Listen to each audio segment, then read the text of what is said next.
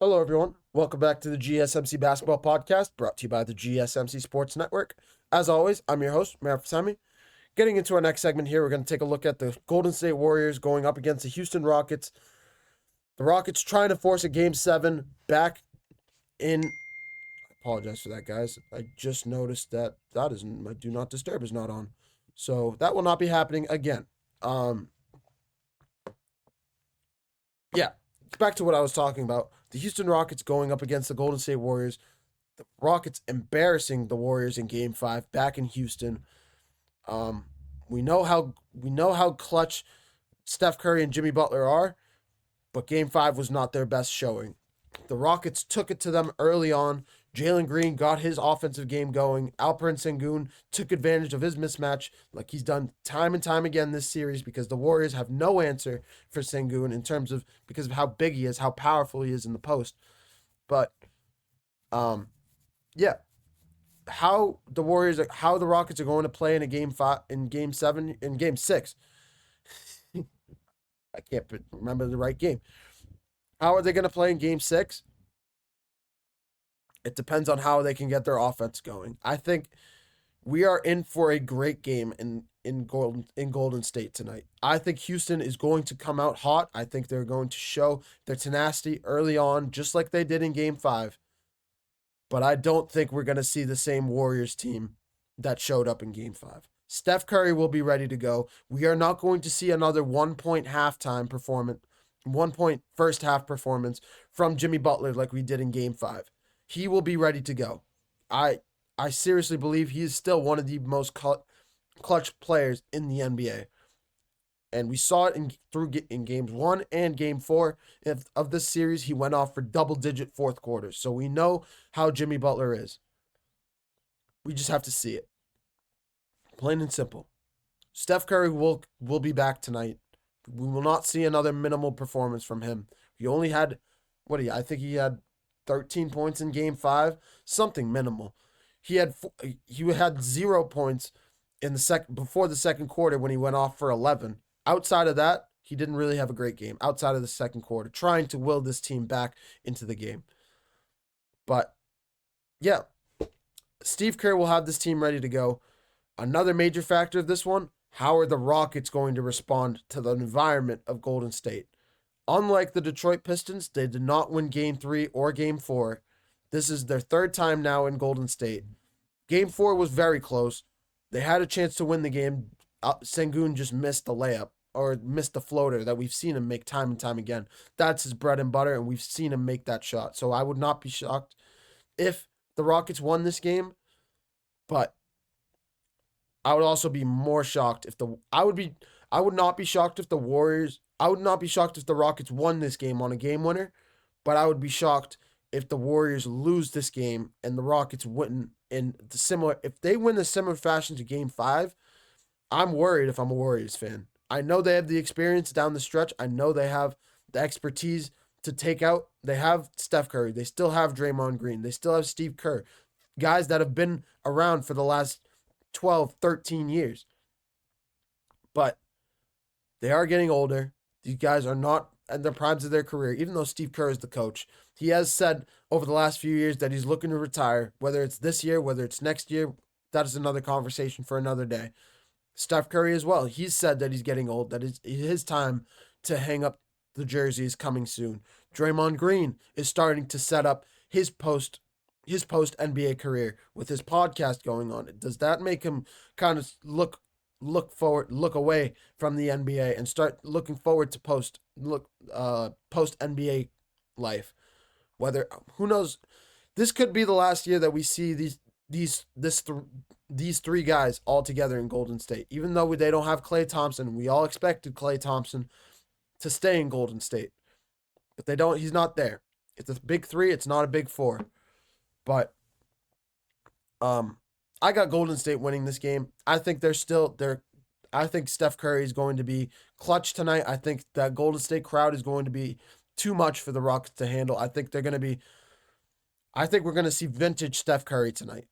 Vintage Steph Curry. If you guys remember how Steph Curry played in games 1 and game 2, was it game 2? No, at least game 1 when Steph went off for 36 points and those crazy threes that he was making. I think we're going to see another performance like that.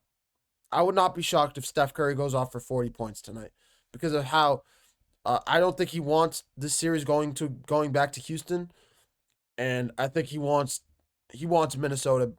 He wants to face Minnesota on Sunday night. He wants to win this game. That way he can go to Minnesota on Sunday night and meet with Anthony Edwards in the second round of the playoffs. That's my take on it. The Rockets will give them a handful. I think do not underrate the Rockets in this series. Do not underrate the Rockets in this game. They still have Fred VanVleet, who's NBA champion. They still have Jalen Green, even though Jalen Green is still playing at a very low level.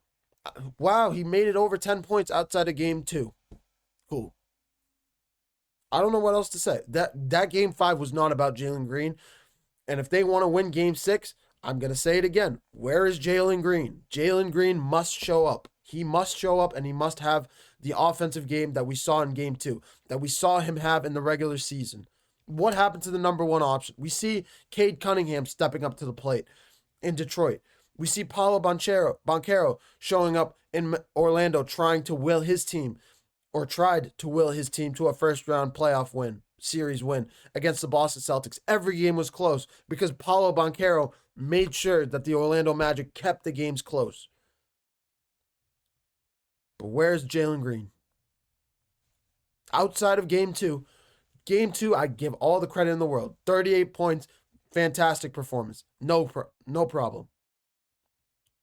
But outside of game 6, when he had 11 points, you haven't had more than 10 points, man.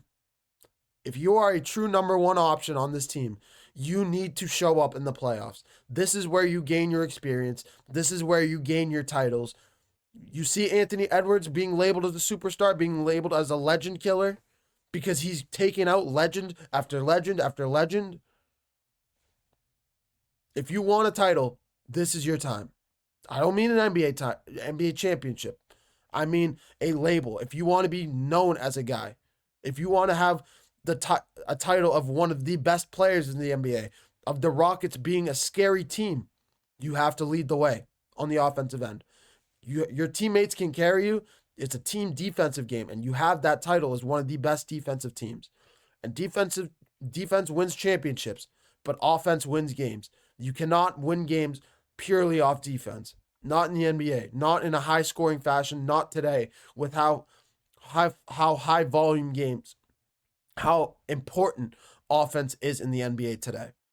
You see the Magic lose, you see the Pistons lose. Why? Because their offense was not able to match. Their defense was not able to match their offense. It was too overpowered. Simple. Your offense needs to, you need to have a, I don't want to say you need to have a better offense than your defense, but you need to have reliable offensive pieces. You need to be a reliable offensive scoring team, or else you're going to be shied away. A lot of people are not going to take a look at you. Simple. They're not going to pick you to win games. They're not going to pick you to win series because offensively, you cannot score. And if you can't keep up offensively, you might win a game here. You might win a game there, but you will not win a playoff series. You will not beat a team 4 out of 7 games. Simple. So Jalen Green needs to step up to the plate tonight because this is a big game. This is his biggest game. This is the biggest game of his career. And he needs to step up to the plate. If the Rockets lose tonight, and if they get blown out in Golden State, Jalen Green is going to take a lot of heat. They are still a young team, and they might give him a little bit of a pass. But this will be remembered as Jalen Green's. This is Jalen Green's to lose. He holds the cards. He holds all the possibilities. He can write his own legacy right now. This could be the Jalen Green game 6. It could be the Jalen Green game. Game 2 was. Have it again. Do it. Go off for 38 points. We will remember you if you do that. We will not discredit you if you don't do it. If you go off for a similar performance that you did in game 2 tonight, we can look past game 1, game 3, and game 4. I seriously believe it. But if you lose and you don't show up,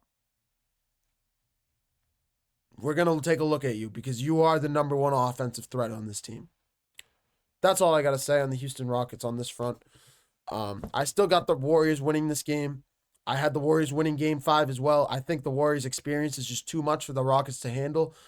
And it's going to come down to the Rockets' offense. If they can keep up with the Warriors offensively, then their defense can pick up the slack on the other end of the floor. Plain and simple. But watch out for Steph Curry. I apologize. Watch out for Steph Curry. Do not take your foot off the gas if you're the Rockets, and just keep up the momentum. Play from start to finish if you want to win this game, and you have to take the crowd. You have to drown out the crowd as best as you can. Shut off the momentum. When the Warriors go on good momentum streaks, make sure you hit a basket on the other end. Make sure you have a good defensive stand to follow. Drown out the crowd as much as you can to give yourself a chance, because the Warriors love to feed off of their crowd. It is the biggest thing that they've lamented. This is one of their staples in terms of the playoffs. Golden State is renowned as one of the best playoff atmospheres in the NBA. So I think that just gives the edge to the Warriors on that front. But that's all I got for this series. I think the series is over in Game 6. If it goes to Game 7, I'm still picking Golden State. But if the Rockets want to win either of these games, it's going to take their offense to win them. Seriously, it's going to take another offensive performance from Fred VanVleet. Game 5 was about VanVleet, Amon Thompson, and Dillon Brooks. The problem is Amon Thompson is not the shooter that he was in Game 5. That is something we don't see very much. That is similar to what we saw from the Minnesota Timberwolves in Game 1 when they shot 50% from 3. So if we see that again, I don't know. The Warriors might be cooked. But I'm picking the Warriors to win this game tonight, if not in Game 7 for sure. I would be shocked if I came on here on Monday and the Rockets are on the next round of the playoffs. Let's just leave it at that.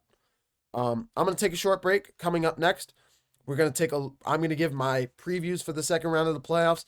See who's going to make it out of these last 2 series of the first round, and then preview what to expect in the second round series. Give a little bit of my thoughts, and there is one series that I've hinted at. If you guys have been watching the show, the Indiana Pacers and the Cleveland Cavaliers. I've hinted at it multiple times, and I can't wait to talk about it.